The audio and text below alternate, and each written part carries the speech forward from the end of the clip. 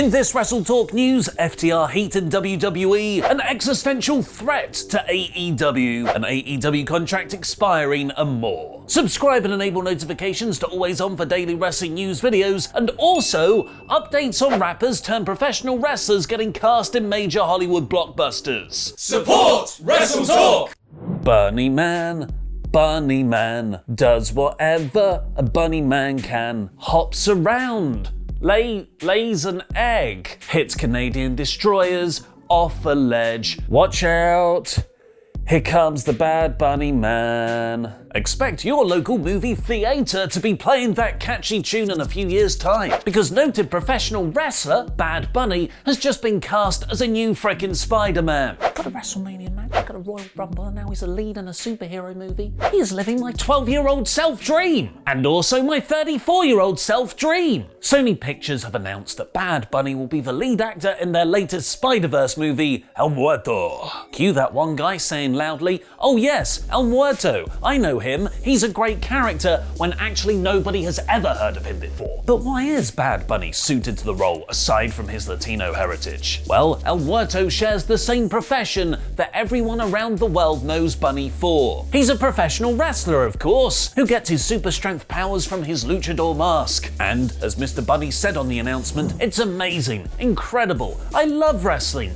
I grew up watching wrestling, and I'm a wrestler. I'm a former champion. So this is why I love this character. I think it's the perfect role for me, and it will be epic. Senor Bunny, of course, held the 24/7 title for 28 days last year. While a bold move for both Sony and Bad Bunny, trying to make another standalone Spider-Verse movie without either Spider-Man or a trained actor in the lead role, it does fit the rich tradition of luchador movies from the likes of El Santo and Blue Demon. And in another rich tradition of suddenly negative WWE reports about people who don't want to work with them anymore news, a new perspective has come out in the FTR WWE return rumors. The main talking point of WrestleMania weekend was arguably how incredible FTR is, being bookended by two Match of the Year candidates, FTR versus the Briscoes at Ring of Honor's Supercard of Honor on the Friday before, and then FTR versus the Young Bucks on the following Wednesday's Dynamite. The team was so impressive that Fightful reported WWE were interested in bringing them back, with speculation their 2-year AEW contract was going to expire in the early summer. The potential move was quickly dashed, however, as it was revealed Tony Khan had picked up the extra year option in their contracts, tying them up until July 2023. And it just so happens, since that came out, it's been hinted that actually WWE never wanted them in the first place because they're both stupid doo-doo heads. This report comes from Ringside News, a rather dubious news source, but they are often correct with some of their exclusives. They claim a tenured member of the backstage team told them there is no interest in bringing FTR back. But they didn't stop there. Apparently, this is all a case of FTR trying to return to WWE themselves. Before we get on with the rest of the episode, I'd just like to say a huge thank you to this video's sponsor, Jarvie, the delicious liquid coffee concentrate drink that's the fastest, easiest, and most convenient way to enjoy coffee ever. And if you buy it from our link in the video description below and use the code WrestleTalk, you can get 25% off. Jarvie have solved the messy, time-consuming process of making coffee with their ingenious concentrate. You can now craft the perfect coffee in just 30 seconds with no crazy contraptions to clean up. We've been having it in the office. Here's Pete modeling it. Brew Chopper! It's much cheaper than buying coffee out, is sugar-free, and comes in other delicious flavors like French vanilla, ooh la la, pumpkin spice, or my favorite, mocha. It's hot chocolate for grown-ups. And with the hot summer months rapidly approaching, you can quickly turn any glass of cold milk into an amazing iced coffee, rather than have to wait for your brewed hot coffee to cool down. Or even better, add it to alcohol and make an espresso martini. So click on the link in the video description below to order your first coffees now and use the code WrestleTalk to get 25% off. Please do at least check them out, as every click helps support us here at WrestleTalk. Jarvie that coffee.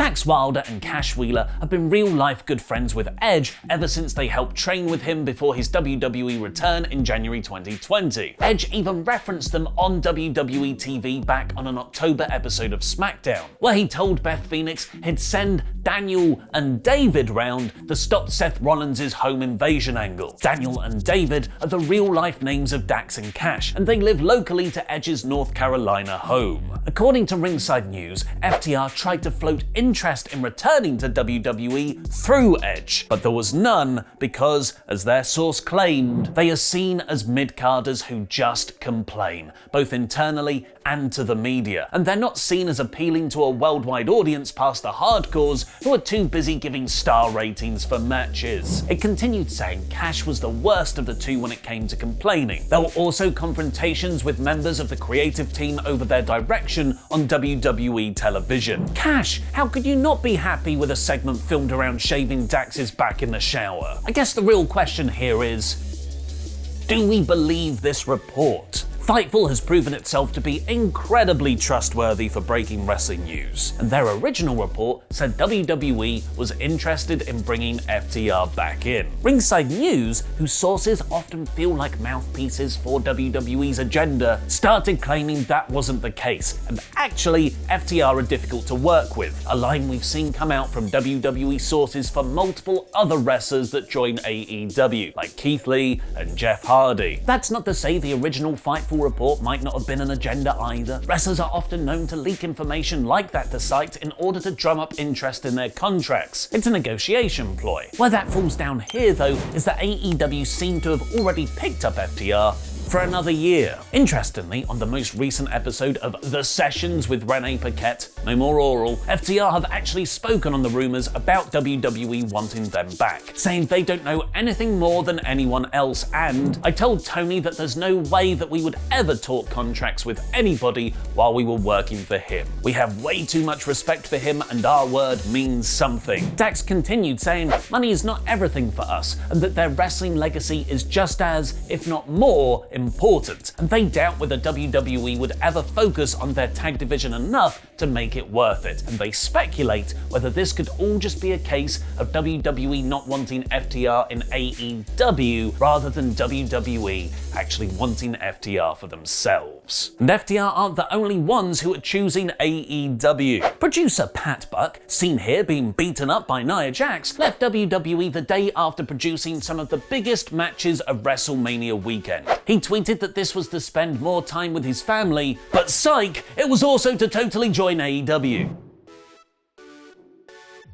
It was rumoured he'd jumped ship last week, and now Buck has confirmed the move on Twitter, posting, "Life is short, work somewhere awesome, AEW fist bump emoji," with an AEW graphic he seemingly made by himself. Where's the Pat Buck is all elite graphic, Tony? But as one person joins, a slew of AEW stars are set to depart very soon, with many original contracts expiring, like Joey Janela, who's posted, "Sunday, my AEW contract expires, and I have the same car I had in 2019 before it started." Got me thinking, what the f did I spend my money on? I spent it on lobsters. Lots and lots of lobsters. AKA, did my first contract absolutely 100% correctly. It did what any of us would have done. It's a period of great transition for the promotion, not just with its OG undercard departing, but also with a potential unfolding existential threat to their very existence at the very top of the corporate deal-making world. Stick with me here, there's some business context to set up first. AEW airs on the TNT and TBS networks owned by Warner Media, who also operate a bunch of other media properties like HBO and DC. But in a business deal akin to a snake eating a brown bear, the company Discovery has acquired Warner Bros., merging the two companies to form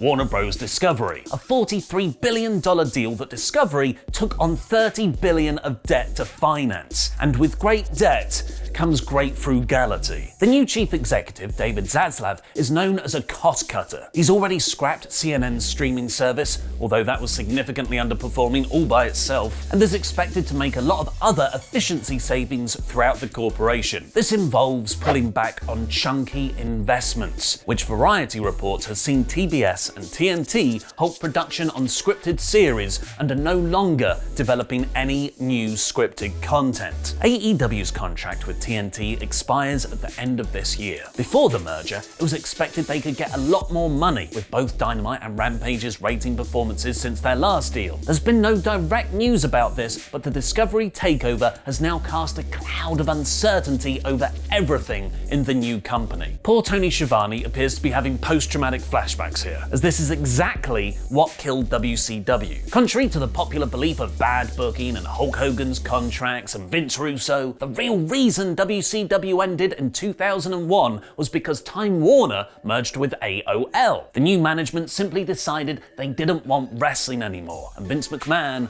bought WCW on the cheap. Schiavone has spoken about the similarities between that and AEW's situation now on his podcast. From the people in AEW I've talked with, no, they're not worried. For me, on the surface, yes, because I know what happened before with WCW. The cards are pretty plugged in. That's what's different about this era, is that if Time Warner Discovery doesn't want us, we still have a business. I think there's always some concern, but we've built up a very good relationship with Warner Media. Speaking of uncertain futures, yesterday I asked you all to vote on whether Andy Datson should be considered for another opportunity for a chance to host another WrestleTalk news episode. 77% of you voted yes. Damn those Andy Datson bots. This is a movement I can no longer ignore. Watch Andy team with Luke Owen and Tempest on today's Quizzlemania Forbidden Board special against No Rolls Barred. Then I'll reveal what's next for Andy Datson on Friday's news. Go subscribe to Parts Unknown, where you can watch Quizzlemania and also 10 classic matches with even better overlooked sequels. The Empire Strikes Back, The Dark Knight, T2, Toy Story 2, Aliens, the sequels that have stolen hearts and captured imaginations, earning praise and adoration. In the context and confines of the hip-to-be-squared circle, this might be Steve Austin and Bret Hart at WrestleMania 13, improving upon their classic from Survivor Series